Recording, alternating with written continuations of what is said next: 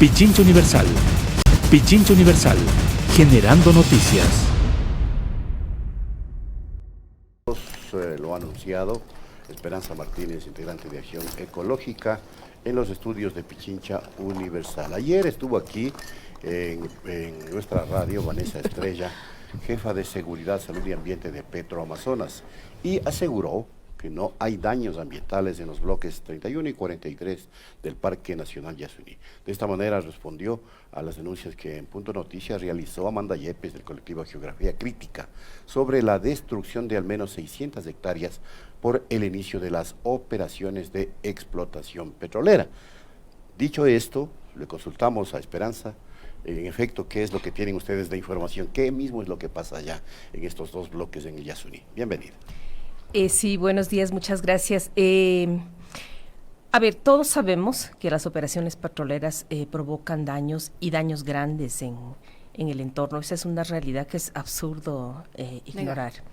Es absurdo negar y es absurdo decir que no pasa nada, porque si es que uno puede, y de hecho los medios de comunicación han entrado algunas veces a estos bloques, es muy difícil entrar para la sociedad civil, pero eventualmente se han organizado visitas para intentar sugerir que no hay impactos, y en esas visitas lo que se ha procurado hacer es llevar a los medios de comunicación, a las plataformas, demostrar que el espacio intervenido en las carreteras es muy poco. Sin embargo, aún en esas visitas absolutamente construidas se ha evidenciado que el impacto es grandísimo, que el ruido es impresionante, que se ha deforestado muchísimas áreas. Ahora, aparte de estos simulacros de visitas que la misma Petroamazonas ha organizado, la verdad es que hay varias fuentes de información que nos hablan de un impacto devastador en el 31 y el 43. Yo recuerdo que salieron unas primeras imágenes cuando se construía la carretera que demostraban que el área intervenida, lo que se llama para la industria petrolera y para la industria los que organizan carreteras, les llaman derecho de vía, es decir, el área que uno deforesta para atravesar por allí la carretera era en algunas partes de hasta 60 metros de ancho. 60 metros de ancho es un montón. Si uno ve una calle, normalmente estas son 10, 15 metros incluyendo las aceras, ¿no?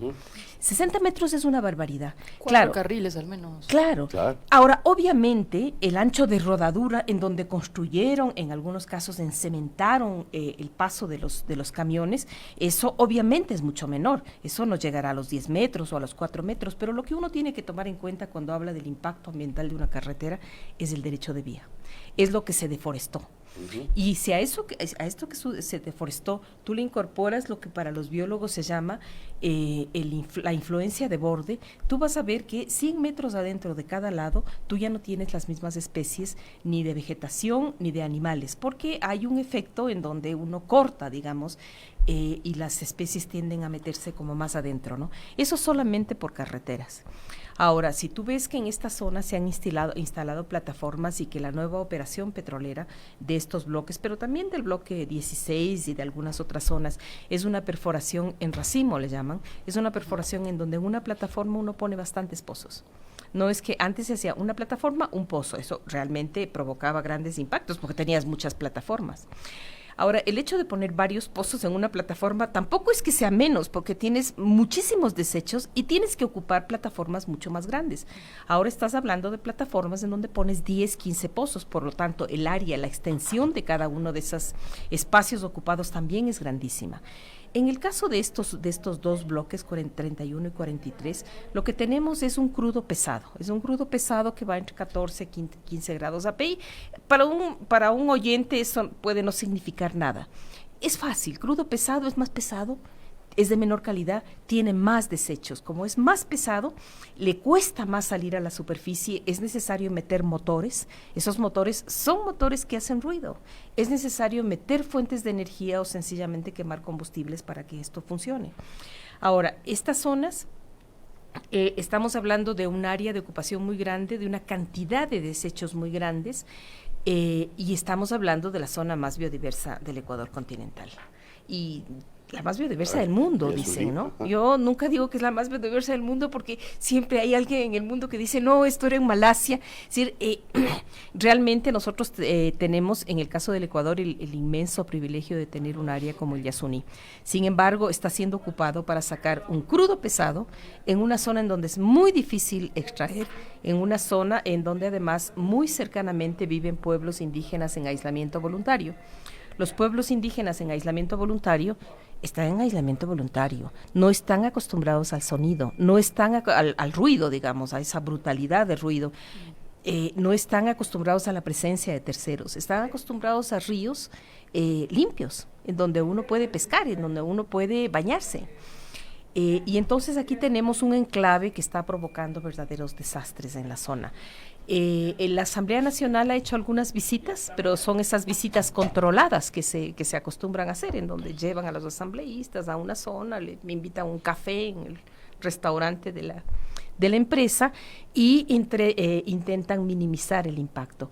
Pero esto ya no es posible, porque ya hay mecanismos de observación, por ejemplo, hay muchas fotos aéreas que dan cuenta del impacto, y porque inclusive hace unos meses, digamos a finales del año pasado, se logró hacer una visita.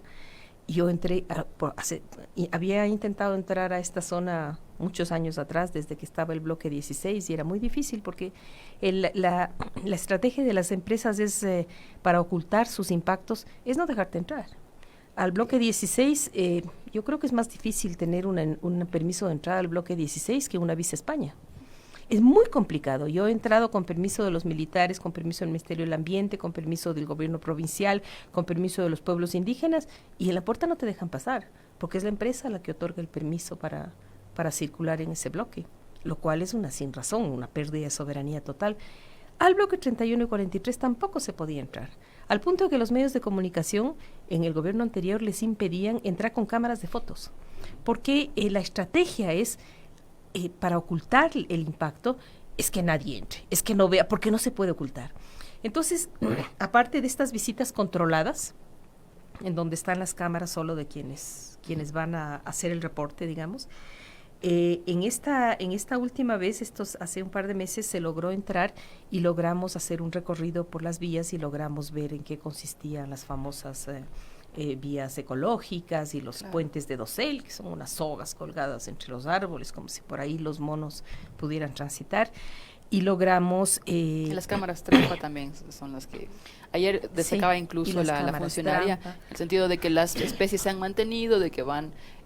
vamos constatando que no ha habido depredación. Es dramático. Ellos enseñan la foto de, no sé, de un jaguar parado ahí en la mitad de la carretera. Y de una pantera. De una pantera. Se me parte el alma ver esos animalitos ahí porque efectivamente empiezan a estar perdidos, ¿no? Ahora se intentó una nueva entrada, la Defensoría del Pueblo junto con el colectivo Geografía Crítica, y la persona a la que ustedes entrevistaron era miembro del colectivo Geografía Crítica, y no permitieron el acceso. Esto es una cosa bien compleja, no permitieron el acceso valiéndose de algunos dirigentes del pueblo guaraní, de la propia comunidad, y valiéndose en base a chantajes, ¿no? O sea, si esto pasa, yo te corto tal cosa, ¿no?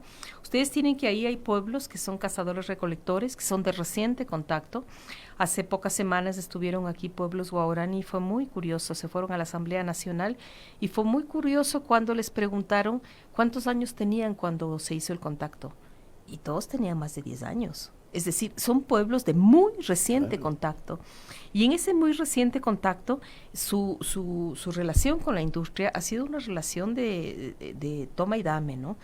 Y claro, básicamente ellos se han valido para impedir procesos de oposición interna con una serie de chantajes de necesidades que ya se impusieron, que son necesidades a veces de alimentos, que son necesidades de algo de ingresos, les contratan por un mes, les contratan para hacer la trocha, les contratan para estas cosas, y entonces las condiciones son que ellos impidan este tipo de ingresos. Esto es muy grave porque la Defensoría del Pueblo es una instancia que tiene no solamente la posibilidad, digamos, que tiene el derecho de hacer este tipo de misiones para verificar si es que han habido violaciones a derechos. Está llamada a proteger, a velar por esos derechos. Tiene la obligación. si es que hay una denuncia, tiene la obligación, y que no se puede hacer una verificación es gravísimo. Es razón suficiente para poder suspender ese permiso de interés nacional que permitía la operación en el 31 y 43. Y debo decir que la Asamblea Nacional va a pedir un nuevo ingreso, y vamos a ver si no le dan. Si no le dan el ingreso, debería suspenderse ese permiso, porque la Asamblea Nacional hizo esa declaratoria para iniciar las operaciones con la condición de hacer visitas cada 6 meses. Pero la autoridad de Petroamazonas lo que dijo fue, bueno, eso fue una cuestión de la comunidad en la que no tenemos que ver. Por tanto, o la empresa no tiene que ver. Por tanto, habría que buscar la conexión o la prueba de que hay algún tipo de claro, en la próxima visita se va a intentar estos enlaces, pero no es importante quién es el que no impide la visita. El hecho es que no se da la visita. Es decir, es duro pensar que son los pueblos los que no permiten la visita. Más duro pensar cómo lograron eso. Más duro escucharles a los pueblos cuando te dicen cuál es su forma de relación con la empresa, y estas confusiones que hay de aceptar vulneraciones de derechos por tener necesidades, ¿no? Pero ese no es el tema. El tema es que no hay cómo hacer la verificación. Y hay que hacerla. Si no hay que hacerla, porque ahorita, este momento, hay denuncias suficientemente sustentadas como para asumir que en esta zona se rebasaron ya las 300 hectáreas, que es lo que los ecuatorianos votamos en febrero del 2018 como máximo posible de ocupación para actividades petroleras. Esperanza, ¿y ustedes tienen las fotografías aéreas que dio cuenta hace un rato? Sí. Ya, ¿y qué es lo que se denuncia, básicamente, para tener claro el en las fotografías aéreas que se han hecho así en distintos momentos del tiempo, se denuncia una ocupación del territorio muy grande para la construcción de carreteras y para la construcción de plataformas, y para obras ligadas, ¿no? Que son los puertos y demás. Es muy importante decir que hay una parte de la infraestructura que se hizo dentro del parque y otra parte de la infraestructura que es parte de los bloques, pero está fuera del parque. Es parte de los bloques 31 y 43, que son puertos, entradas, algunas vías. Y entonces lo que da cuenta estas fotografías son de la ocupación para la operación del 31 y 43. Y entonces, haciendo cálculos de cuánto de esas imágenes de ocupación física del territorio, de deforestación, porque en las imágenes satelitales tú lo que puedes ver es básicamente eso, deforestación. Ya la zona intervenida es muy grande, ¿no? A esto, la idea de una nueva visita de verificación es complementar esa información con reportes que ya hay de contaminación, pero que hay que hacerlo, ¿no? La contaminación se da porque el petróleo normalmente tiene un proceso de contaminación accidental, esos accidentes que uno ve, los derrames, pero rutinario también. Rutinario es el goteo, rutinario es el agua que sale y que no alcanzas a introducir. Entonces la idea es poder mirar qué pasa con el agua, si es que hay procesos de contaminación, qué pasa con el aire, porque en esta zona cuando la Asamblea Nacional dio el permiso para iniciar operaciones, se habló siempre de la mejor tecnología, las mejores prácticas, decían, y seguramente la funcionaria de Petroamazonas habrá hablado de las mejores prácticas. Premios claro. de observadores que vienen, y le iba a preguntar eso, Esperanza. Claro. ¿Nos están mintiendo? Nos están mintiendo descaradamente. Porque eso es tremendo. ¿Sabes qué pasa? Que cuando uno dice la mejor tecnología, uno no sabe qué te están diciendo. Y claro, la mejor tecnología puede ser pintar las mallas alrededor del campamento de verde. Puede ser dentro del campamento no tener basura. Puede ser tener basureros dentro del campamento. Pero no. Pero eso no es eso no es. De hecho hay instancias internacionales de la propia industria petrolera, como el Environmental Forum, el EIAMP, que determina cuáles son las mejores prácticas para bosques tropicales. Y obviamente entre las mejores prácticas está el que no haya quema de gas, no haya mecheros. Sin embargo, en esta zona hay mecheros. Hay mecheros. ¿Tienen ustedes esa comprobación? Tenemos fotos de mecheros en la última entrada. Tenemos fotos nocturnas, tenemos imágenes satelitales que dan cuenta de los mecheros. Y claro, lo que nosotros queremos hacer ahora con GPS es verificar los mecheros en territorio, es verificar la contaminación del agua con pruebas de agua, pero sobre todo es verificar el ruido. Y digo sobre todo porque en los incidentes previos que hubieron con los pueblos indígenas en aislamiento voluntario, ya se había denunciado que estos estaban muy inquietos por el ruido, porque el ruido tiene un efecto de molestia a ti, claro, a mí, nos molesta en la mucho noche. Mucho más cuando a ellos que están acostumbrados a una al silencio. Calma. Y además, ¿tú crees que con ese ruido se puede cazar? ¿Tú crees que los animales claro, aguantan ese ruido? Evidentemente. Los animales se van de la zona, entonces tú tienes que hay una crisis alimentaria porque esos animales están escapándose de la zona. Entonces, queremos verificar el ruido, queremos verificar la contaminación del aire, queremos verificar el agua. Sobre el proceso de deforestación, hemos hecho ya una medición de las áreas de lo que este momento está ocupado en cementado o con ripio, digamos, pero sobre la información de lo que se deforestó, para eso sirven las imágenes previas, porque la selva es así, la selva empieza a repoblarse. Entonces, si tú llegas y ves que efectivamente a los bordes ya hay una vegetación, está bien, está repoblándose la selva, pero no es la vegetación originaria. Y de lo que se trataba era de no intervenir esa vegetación originaria. Si yo dejo la calle sin darle mantenimiento, van a aparecer hierbitas, pero eso no es biodiversidad.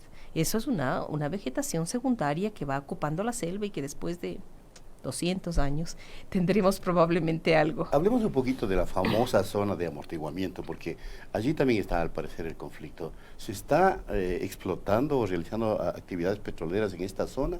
¿Se lo piensa hacer o definitivamente al menos las denuncias realizadas han impedido que eso pase?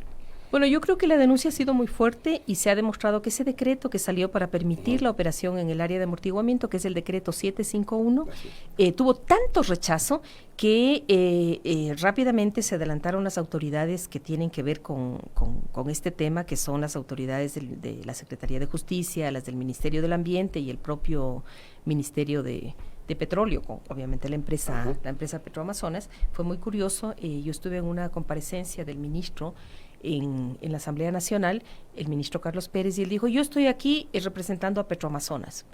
Él es ministro de Energías No Renovables, él tiene que sujetarse a unas ciertas obligaciones que tiene. Él no es la empresa operadora que va a estar en la zona, pero bueno, se presentó así. Y en ese encuentro, cuando se pusieron sobre la mesa algunas de las razones por las que se consideraba que este decreto era inconstitucional, la verdad es que se argumentó que todos los artículos de ese decreto eran inconstitucionales, pero se puso mucho énfasis en el artículo 3, que lo que dice es que está prohibida toda operación en el área de amortiguamiento, pero se aumenta con la excepción de las plataformas petroleras.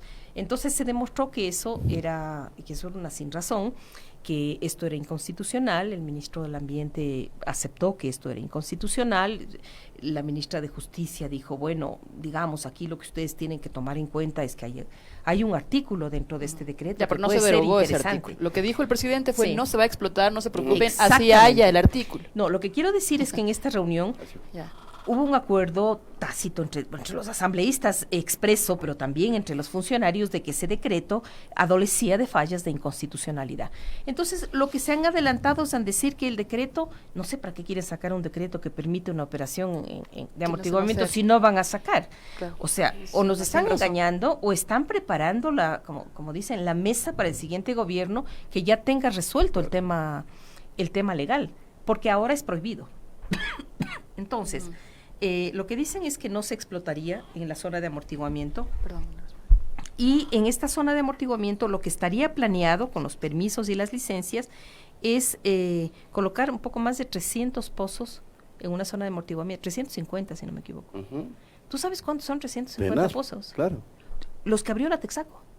O sea, la operación de la Texaco concentrada en la zona de amortiguamiento, en una zona que es inundable, en la zona en donde están exactamente en el límite, o sea, tocan pared con pared, digamos, con el territorio de los pueblos indígenas en aislamiento voluntario.